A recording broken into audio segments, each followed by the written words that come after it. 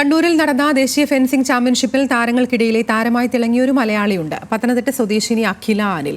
വനിതാ പരിശീലകർ അധികമില്ലാത്ത ഫെൻസിംഗിൽ കേരള ടീമിന്റെ പരിശീലകയാണ് അഖില. 27-ാം വയസ്സിലാണ് അഖില പരിശീലക വേഷത്തിൽ ചാമ്പ്യൻഷിപ്പിനെത്തിയത്.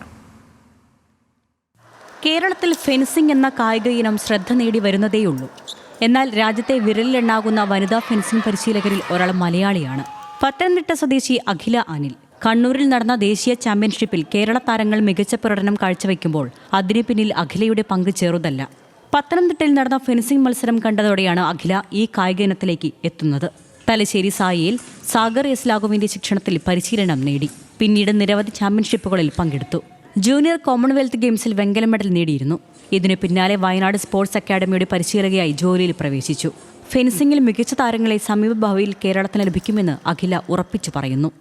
ശരിക്കും കുറച്ച് റിസ്ക് ആണ്. എന്ന് വെച്ചാൽ ഒന്ന് നമ്മളെ ഗെയിമിൽ പോപ്പുലാരിറ്റി കുറവായിരുന്നു. ഇപ്പം അത്യാവശ്യം എല്ലാവരും അറിഞ്ഞു തുടങ്ങിയിട്ടുണ്ട്. എല്ലാ ജില്ലയിലും ഫെൻസിംഗ് ഉണ്ട്. ഇപ്പം നമുക്ക് എല്ലാ ജില്ലയിൽ നിന്നും ഫെൻസിങ്ങിന് പ്ലെയേഴ്സും വരുന്നുണ്ട്. എല്ലാ ജില്ലയിലും അസോസിയേഷൻ ഉണ്ട്. അപ്പോൾ അവരെല്ലാം അത്യാവശ്യം നല്ല ആക്റ്റീവായിട്ട് തന്നെ ചെയ്യുന്നുണ്ട്. ആദ്യം വരുന്ന ടൈമിൽ നമ്മൾ ഇന്ന ഗെയിമാണ് ഫെൻസിങ് ആണെന്ന് പറയുമ്പോൾ അവർക്കതൊന്ന് പറഞ്ഞ് മനസ്സിലാക്കി കൊടുക്കാൻ കുറച്ച് സമയം എടുത്തിട്ടുണ്ടായിരുന്നു. ഇപ്പം അത്യാവശ്യം നമ്മളെ സായിൽ തന്നെ ഉണ്ടായിരുന്ന ചേച്ചിയാണ് ഭവാനി ദേവി. ആദ്യത്തെ ഒളിമ്പ്യനാണ് ഫെൻസിങ്ങിൽ. പുള്ളിക്കാരിൻ്റെ ഇതും ന്യൂസും കാര്യങ്ങളും. പിന്നെ ലാസ്റ്റ് ഇയർ നമ്മൾ 2 വർഷം മുമ്പ് നമ്മൾ സബ് ജൂനിയർ നാഷണൽസ് വെച്ചിട്ടുണ്ടായിരുന്നു എറണാകുളം.